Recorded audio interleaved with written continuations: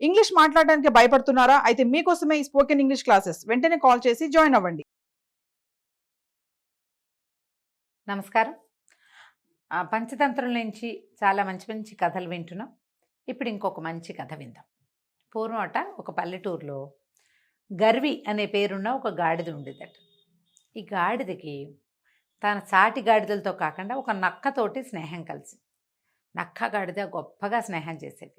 ఈ నక్క ఏంటంటే మాంసాహారితో పాటు అది శాకాహారి కూడా.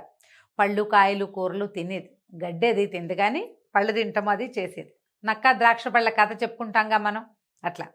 అయితే ఏమైందట, ఒకనాడు ఈ నక్క చెప్పిందట, ఊరికి దూరంగా ఉన్న తోటల్లో భలే పళ్ళు ఉన్నాయి, ఎన్ని రకాల పళ్ళు ఉన్నాయి, చాలా బాగా కాసినాయి, దోసపళ్ళు కూడా విరగబండినాయి, ఎంతో బాగున్నాయి అని చెప్పిందట. సరే, ఇద్దరు కలిసి తిందామనుకున్నారు. రోజు వెళ్ళి కాసిన పళ్ళు తినొచ్చేవాళ్ళు. నక్క గాడిద, గర్వి గాడిద అనమాట. రెండు కలిసిపోయేవి. 3-4 రోజులు తిన్నాయి.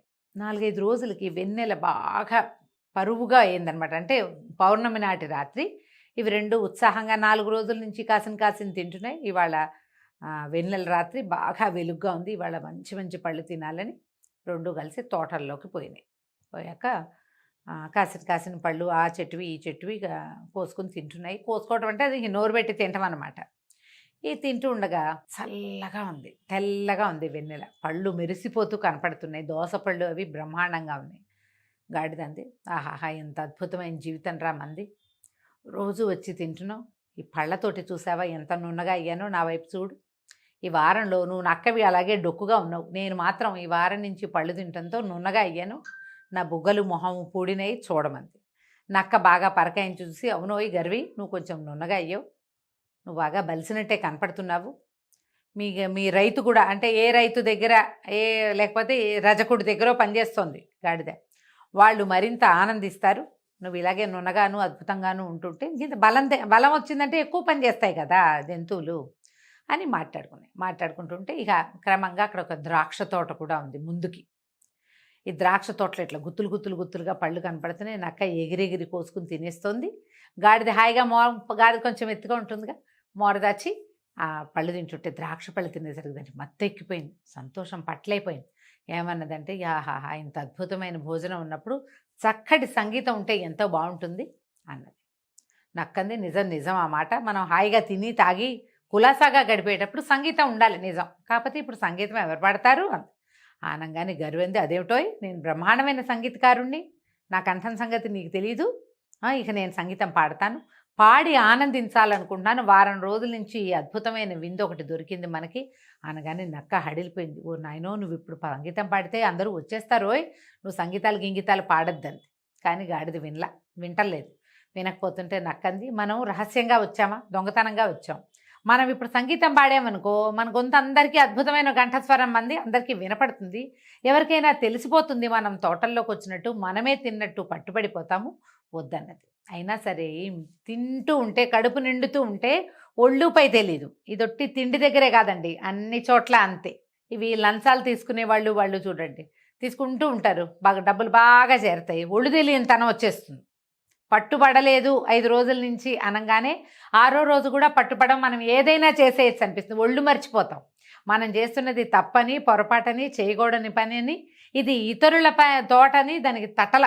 ఈ గాడిదకి నక్క 4 సార్లు 5 సార్లు చెప్పింది, వద్దు ఈ సంగీతాలు గింగీతాలు వద్దు, మనకి తినేసి చల్లగా వెళ్ళిపోదాం, ఇంకా కొన్నాళ్ళు ఈ తోటల వాళ్ళన్నీ పళ్ళన్నీ కోసేసి తోట ఖాళీ అయ్యేదాకా మనకు ఆహారం ఉంటుంది, రుచికరమైంది, నేను హాయిగా కడుపు నింపుకుంటా, నాకు కూడా వేటాడే పని ఉండదు, నీకు కూడా పొట్ట నిండుతుంది, మీ రైతు గడ్డేశాడా గాదం వేశాడా అన్న లెక్కలేదు, రోడ్ల మీద అందరూ తిరిగింది కాకుండా ఇట్లా ఫ్రెష్ ఫుడ్ హాయిగా చక్కగా దొరుకుతాయి, తాజా పళ్ళు దొరుకుతున్నాయి, సంగీతం వద్దురా మహానుభావ అని ఎంత చెప్పినా ఆ గర్వి గాడిద వినలేదు. వినకపోయేసరికల్లా నక్కంది, నీ పుణ్యం ఉంటుంది, నేను అవతలకి వెళ్ళిపోతా, నాకొద్దు ఇంకా పళ్ళు, నేను తిన్ను, నా పొట్ట నిండింది, నేను వెళ్ళిపోయాక పాడు, నువ్వేం పాట పాడినా సరే, నేను ఇక తోటలో ఉన్నంతసేపు మాత్రం నువ్వు పాడద్దురా, మన ఇద్దరం ఫ్రెండ్స్ కదా అని బతిమాలుకున్నాక సరే గాడిద సరే అంది. ఈ నక్క పరిగెత్తుకుంటూ తోటలో నుంచి బయటికి వెళ్ళిపోయింది. దాటేయంగానే గాడిద మళ్ళీ ఓసారి మోరదర్చి ఇన్ని ద్రాక్ష పళ్ళు నోటితో లాక్కుని పరపరా నవిలేసి ఆ ద్రాక్షారసం ఇచ్చినటువంటి సంతోషంతో ఓ అని నోరు పెద్దగా తెరిచి ఓండ్ర పెట్టడం మొదలుపెట్టింది. దాని సంగీతం అదే, దానికి గొంతేదో దాంతో పాడుకుంటుంది కదా. ఇక పాడడం వల్ల ఓ ఓ ఓ ఓ అని ఓండ్ర పెట్టడం మొదలుపెట్టింది. ఈ ఓ ఓలు ఎక్కడి దాకా వినపడతాయి? మామూలుగా మనం చూడండి, ఏదో జనాల్లో మాట్లాడితే ఎవరికీ వినపడదు. ఖాళీగా ఉన్న ప్రదేశాల్లో ఒక మాట మాట్లాడితే 3 కిలోమీటర్ల వరకు వినిపిస్తుంది, అది ప్రతిధ్వనిస్తుంది కదా. ఈ నిరామయంగా ఒక్క మనిషి కూడా లేని ఈ తోటల్లో రాత్రిపూట ఈ గాడిద అరుపులు ఊరికి మొదగదల్లో కాపలా ఉన్న వాళ్ళందరికీ వినపడ్డాయి. గాడిద ఓండ్ర పెడుతోంది రోయ్, ఎక్కడోను ఎక్కడ అని చూస్తే ఊరి వైపు నుంచి రావట్లా, తోటల్లో నుంచి వస్తోంది. ఈ అన్ని పక్కల నుంచి కాపలా వాళ్ళు, చుట్టుపక్కల ఉన్న తోటల్లో కాపలా ఉన్న వాళ్ళందరూ పరిగెత్తుకొచ్చేసారు. దొంగ గాడిద ఇది ఎన్ని రోజుల నుంచి ఇక్కడ తింటోందో, ఈ మధ్య తోటల్లో పళ్ళు మాయమవుతున్నాయి, ఇదే తింటుంది కాబట్టి కొట్టండ్రా పట్టండ్రా అన్నారు. ఇక అందరూ అన్ని పక్కల నుంచి కమ్మేసి కుమ్మేశారు, గాడిదని చితకొట్టు వదిలిపెట్టారు. అక్కడి నుంచి ఏం చేశారు, ఒక పెద్ద బండరాయికి తాడు కట్టి దీన్ని మెళ్ళో కట్టారు. అది అటు ఇటు వెళ్ళకుండా అక్కడే ఉంటుంది తెల్లారేదాకా, కట్టేసే పని లేదు, అక్కడే పడి ఉంటుంది. తెల్లారి ఈ గాడిద ఎవరిదో, ఈ రైతు ఎవడో చూస్తారనమాట. వాళ్ళు మెళ్ళో రాయి కట్టి వెళ్ళిపోయారు. అందరూ తలా ఒకరు తీత తీశారు, పోయారు. ఈ గాడిద మెడ విరిగినంత పని అయ్యి, నడ్డి విరిగినంత పని అయ్యి, కాళ్ళంతా పట్టుదప్పిపోయి ఇటు నేల మీద కూలబడిపోయింది. అందరూ జనాలు వెళ్ళిపోయాక నక్క పరిగెత్తుకొచ్చింది లోపలికి. వచ్చి, ఏమిటి మిత్రమా, నీ సంగీత సౌరభ్యానికి అందరూ మెచ్చి నీ మెళ్ళో పెద్ద దండేసినట్టున్నారుగా అన్నది. ఇంత బండరాయి కట్టారు, అది కదలడానికి వీలు లేకుండా చేశారు. ఈ గాడిద అనుకుని, చిచ్చి సంగీతాన్ని మెచ్చుకునే వాళ్ళే లేరు. సంగీతం ఆస్వాదించాలంటే ఒక ప్రత్యేకమైన బ్రెయిన్ కావాలి, టేస్ట్ కావాలి. వీళ్ళు ఎవరికీ టేస్ట్ లేదు, నన్ను కొట్టారు దుర్మార్గులు. నేను ఎంత బాగా పాడానో అనుకుంది గాడిద. ఎంతో బాగా పాడి ఇంత బాగా దొరికిపోయింది. ఎప్పుడు కూడా ఏదన్నా దొంగ పని చేసేటప్పుడు ఒళ్ళు మర్చిపోకూడదు. అంటే దొంగ పని చేయడానికి ఎంకరేజ్ చేస్తారా అండి అని అడగండి. పంచతంత్రం చెప్పింది, నువ్వు నలుగురికి తెలియకుండా చేసే పని చేస్తున్నప్పుడు, ఎవరికీ తెలియకుండా చేసేటప్పుడు జాగ్రత్తగా చేయాలి. ఈ కథలో రాస్తారండి పంచతంత్రంలో, దొంగ ప్రేమికుడు రహస్యంగానే ఉండాలని రాస్తారు. ప్రేమించే వాళ్ళు కూడా దాన్ని ప్రపంచానికి తెలియజెప్పాలని చూడకూడదు. అందరికీ తెలిసిపోయిందంటే రహస్యం బట్టబయలైపోతుంది, ప్రేమ మొదట్లోకి కత్తిరించబడుతుంది. అందుకని అలా అందరికీ తెలిసేలాగా చేయకూడదు, తెలియకుండా చేయాలి. ప్రేమికుడు దొంగ ఎప్పుడు కూడా జాగ్రత్తగానే ఉండాలని పంచతంత్రం నేర్పిస్తుందండి. ఏదైనా ఇలాంటి పని చేసేటప్పుడు ఒళ్ళు మరిచిపోవద్దు. నువ్వు చేసే పొరపాట్లే, నీ ఒళ్ళు మరిపే, ఆదమరిచి ఉండటమే నిన్ను పట్టించేస్తుంది. చేయకుండా ఉండు, కానీ నువ్వు చేయాల్సి వస్తే జాగ్రత్తగా చెయ్యి అని రాజకుమారులకి ఇది నేర్పించారనమాట. అంటే రాజకుమారులకి ఈ పని ఎందుకండి, దొంగతనం చేయాలా వాళ్ళు అంటే చేయాల్సి వస్తుంది.